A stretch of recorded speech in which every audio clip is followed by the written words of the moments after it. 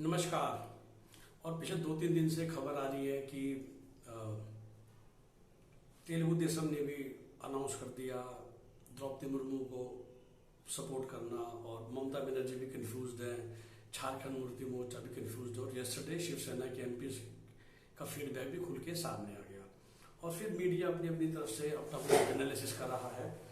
पर वो जो मेरा एनालिसिस है, और शायद वही क्वेश्चन जो पूछा नहीं चाहता, मैंने 2-3 सुनी, मतलब जो मैं आदत है मैं मॉर्निंग वॉक करते समय वो सब सुनता हूँ कि क्या चल रहा है दुनिया में, और फिर मैं अपना इंटरप्रिटेशन दे सकूँ। और मैं हमेशा सोचता हूँ कि बस वो क्वेश्चन पूछते पूछते इनकर हमेशा रह जाते हैं कि क्या यशवंत सिन्हा सही चॉइस थे एज ए ओपोजिशन कैंडिडेट। देखिए, फिर से यशवंत सिन्हा के प्रति मेरा कोई पर्सनल कुछ नहीं है, लेकिन हमें जानना पड़ेगा, स्पेशली पिछले 8 साल से जब से नरेंद्र मोदी और अमित शाह बीजेपी के टॉप 2 नेता बने हैं, कि they are very very practical result oriented politicians. मैं फिर से बार बार कहता हूँ कि एनालिसिस को ना हमें हर बात पे जीएसटी, डिमोनेटाइजेशन, ब्लैक मनी पे नहीं जाएंगे।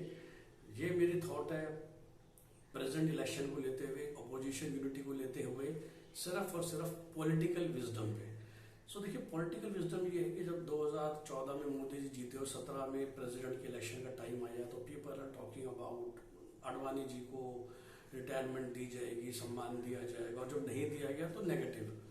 देखिए, नरेंद्र मोदी जी, मैं बार बार कहता हूँ, आज भी वो अडवाणी जी की बहुत सम्मान करते हैं, सब कुछ करते हैं।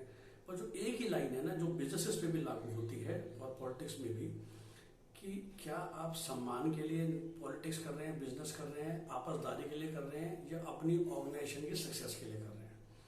सो नरेंद्र मोदी और अमित शाह, और शायद उनकी वजह से पूरा कल्चर जो टॉप मैनेजमेंट का है बीजेपी की, वो बिल्कुल है रिजल्ट ओरिएंटेड। तो सिर्फ प्रेसिडेंट, क्योंकि हम ना प्रेसिडेंट वाइस प्रेसिडेंट की बात करते हैं, गवर्नर्स की बात नहीं करते हैं। तो Shrimati Draupadi Murmu ji, once again with due respect, ये झारखंड की गवर्नर 8 साल पहले बनाई गई थी, फुल 5 ईयर के लिए। तब बनाई गई थी ना, तब इनकी उम्र अगर आज शायद भूल गया 55 कुछ है, तो अगर आप उनका उस समय बैकग्राउंड देखते हैं तो कोई ऐसे बहुत तीर नहीं मारे हैं कि भाई 2 टाइम की एमएलए थी, थोड़ा बहुत ठीक है, भाजपा की डिस्ट्रिक्ट लेवल की एसटी मोर्चा। और आज भी अगर आप मेरिट पे जाएंगे कि यशवंत सिन्हा का करियर और एक द्रौपदी मुर्मू का करियर, जो यशवंत सिन्हा कहना चाह रहे हैं सबको मीडिया में आके कि look at my background and look at Draupadi Murmu background. अब समस्या ये है कि अगर बैकग्राउंड चेक करना होता फिर तो देश के सारे member of parliament, IIT, IIM, IAS होने चाहिए थे ना। अगर बैकग्राउंड ही चेक करना होता तो सारे MLA, BTech, chartered accountants, top shot lawyers वो होने चाहिए थे ना, जो सबसे ज्यादा पढ़े लिखे हैं। लेकिन ऐसा तो होता नहीं है, एक्चुअली इससे उल्टा होता है। सबसे ज्यादा नेता आपको मिलेंगे जो 10वीं फेल हैं, क्योंकि they are able to connect with masses, and that is the issue जो अपोजिशन मिस कर रहा है ना। कि तो जब नरेंद्र मोदी जी ने श्री रामनाथ कोविंद जी को सिलेक्ट किया सब कुछ छोड़ के, तो सीधी सी बात है कि एक बीजेपी ने 2014 जीत तो लिया था, लेकिन एक आज भी उनकी छवि थोड़ी सी एंटी दलित या प्रो अपर कास्ट थी। तो उस इंसान को सर्वोच्च पद पे बिठा के आपने उस चीज को खत्म कर दिया। उसकी वजह से ही शायद 2017 के यूपी में इतनी भयंकर जीत हुई। मैं तो हमेशा कहता हूँ शायद वही देख लिया था नीतीश कुमार ने भी, और तुरंत इसलिए उन्होंने भी पासा पलटा कोविंद जी के बाद ही शायद हुआ था वो। तब तक तो वो यूपीए में थे, मतलब आरजेडी के साथ, क्योंकि every political party has to take some practical decision also. अब देखिए ना कि इनकी अनाउंसमेंट होते ही एटलीस्ट ममता बनर्जी ने स्टेटमेंट निकाल दिया कि भाई हम बहुत कंफ्यूज हो गए हैं, और जिस इंसान ने ही खड़ा किया था उस कैंडिडेट को वही मीडिया में बयान दे रहे हैं, क्योंकि उनको अगला इलेक्शन पे तो लड़ना है, और अगला इलेक्शन 5 साल बाद नहीं है। अगला इलेक्शन तो वो नगर निगम चुनाव तो हर साल में इंडिया में आ जाते हैं।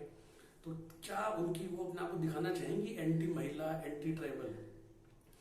तो जो मास्टर स्ट्रोक, और मास्टर स्ट्रोक बीजेपी एक नहीं, वो तो सुबह शाम खेल रही है, चाहे वो एकनाथ शिंदे को बनाना हो या और 36 तरह की ऐसी बातें। आप सारी गवर्नेंस की लिस्ट देखिए बीजेपी की, तो बीजेपी को मालूम है कि गवर्नर्स, प्रेसिडेंट, वाइस प्रेसिडेंट, ये सब तो एक नोशनल पोस्ट है, और इस पोस्ट के जरिए से they have to send a message to the masses.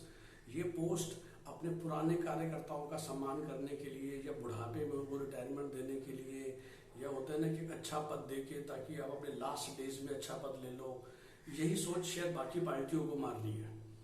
तो अभी तक ममता बनर्जी की स्टेटमेंट आ गई, लेकिन कांग्रेस की नहीं आई है। मतलब कैंडिडेट वो टीएमसी का था, दूसरी सबसे आज भी सबसे बड़ी पोजिशन पार्टी तो कांग्रेस है ना। कांग्रेस नहीं बोल पा रही खुल के कि सेम स्टेटमेंट कि अगर द्रौपदी मुर्मू जी होते तो हम भी पहले उन्हीं को दे देते। तो भाई फिर से आप एंटी वुमन एंटी ट्राइबल ठप्पा है। ट्राइबल पॉपुलेशन अगर इंडिया में 10% भी है, कुछ स्टेट्स में बहुत ज़्यादा है, कुछ में कम है। और भाई जिन स्टेट्स में एग्जिस्टेंस हुआ करता था कांग्रेस का, जो entire east belt, Orissa, Jharkhand, वो खुश हो रहे हैं कि झारखंड में हमारी सरकार चल रही है। बट आपको पता है they are very junior partner to Hemant Soren. They are going to lose Odisha at least if not election but leader of opposition जिसे कहते हैं। BJP will surely be the second largest party और द अपोजिशन इफ उड़ीसा। तो the entire tribal population, उसमें क्या message जा रहा है कि कांग्रेस हमारे साथ नहीं खड़ी हुई है। कांग्रेस एक अपर कास्ट, स्वर्ण, हिंदू, एसी में उठने बैठने वाले को वोट दे रही है। मैं फिर से रिपीट कर रहा हूँ with due regards to Yashwant Sinha ji. तो यही शायद कांग्रेस की या अपोजिशन की ना राजनीतिक सूझबूझ है। जितने भी 3-4 नाम चले, देखिए भाजपा ने बिल्कुल निकाला tribal woman coming from a humble, सिर्फ वो भी नहीं ट्राइबल वुमन, देखिए आगे कुछ ट्राइबल में जो 3rd जनरेशन रिच हो गए हैं, right, really poor tribal woman with lot of, मतलब आप उनके ना वो देखिए ना इमेज, मतलब किस इंसान को आपने बना दिया कि बड़ी यातनाओं में बचपन बीता, हस्बैंड की अर्ली डेथ हो गई, 2 बेटों की डेथ हो गई, she and her daughter they actually live a very simple life. उनकी डॉटर एक बैंक में जॉब करती है, उससे मैं कोई प्रमोट नहीं कर रहा हूँ उनको वोट के लिए, एंड ट्राइबल वुमन। अब उसके बदले कांग्रेस के अपोजिशन के एक नहीं सारे, शरद पवार जी उनको अब कैसे प्रेजेंट करते, एक Maratha guy upper caste, that's it. Gopal Krishna Gandhi upper caste, चलो grandson of Mahatma Gandhi, that's it.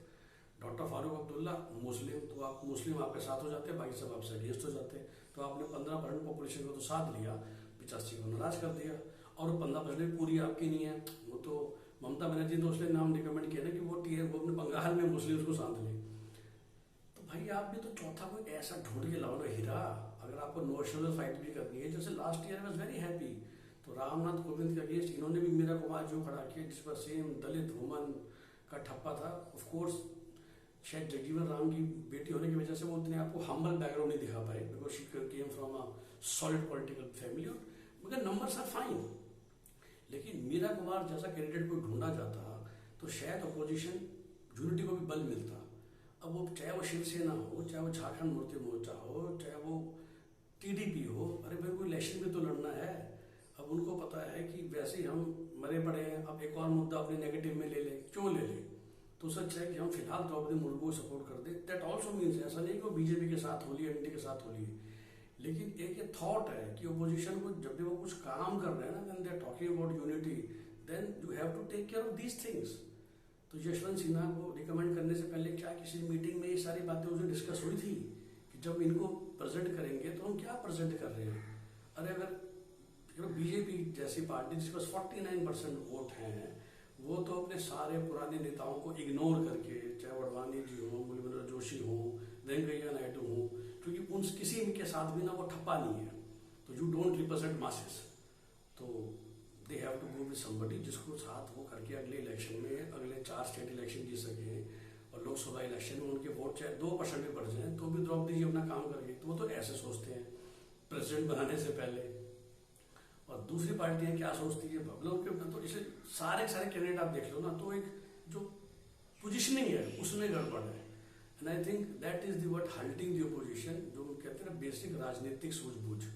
और वो राजनीतिक सूझबूझ पूछनी चाहिए मीडिया के एंकर्स को कि क्या Yashwant Sinha was the right candidate looking at the current Indian context. वो जमाने चले गए जब बाबू डॉक्टर राजेंद्र प्रसाद और एस राधाकृष्णन को बना रहे थे। अब तो भाई चाहे प्रेसिडेंट्स हो, चाहे गवर्नर्स हो, चाहे कुछ इस तरह की जितने भी बॉडीज हैं, लोकसभा स्पीकर, असेंबलीज में speakers, they all are basically to connect with masses the way you have a Congress had a Dalit CM in Punjab to connect with the masses and give a message. So is every position. तो आप इतने बड़े candidate में भी आप गलती करके बताओ, मतलब आपको पूरे इंडिया में एक नहीं ऐसा मिला मीरा कुमार जी जैसा, ताकि एटलीस्ट ममता बनर्जी को तो ये थोड़ा कहना पड़ता ना, एटलीस्ट उनके पीछे तो वो भी खड़ी हो पाती अगर कोई सेम ट्राइबल या दलित वुमन होती, तो at least woman to woman card तो हो जाती। तो डॉक्टर फारूक अब्दुल्ला के बदले में कहता है किसी woman, Dalit, may be Muslim, woman, tribal, Muslim, चाहे तो ऐसा कोई कैंडिडेट ढूंढ के लाता है पोजीशन तो समझ में आती है, Dalit woman coming from humble background, tribal Dalit, मतलब इस बार उन्हीं का टाइम था। लेकिन आप लेके आ रहे हो एक स्वर्ण इंसान को, तो ऑफकोर्स फिर 4-5 पॉलिटिकल पार्टी टेंशन में आ जाएगी। तो मैं उनको भी ब्लेम नहीं करता, और जो बाकी लोग हैं उनको भी समझना चाहिए, और बल्कि देखना चाहिए कि looking at the current situation आप अपनी अपनी पॉलिटिक्स संभालिए। तो पोजीशन यूनिटी तो एक तरफ है, वो तो खत्म हो जाएगी अभी 10 दिन बाद जब इलेक्शन हो जाएगा फॉर द करंट ट्रांजेक्शन, पर पता चले कि आपका लॉन्ग टर्म नुकसान बहुत ज़्यादा हो गया इस एक मिसस्टेप से। तो ये सब चीज़ें देखनी चाहिए। That's my thought on this particular thing. नमस्कार, आपका दिन शुभ हो।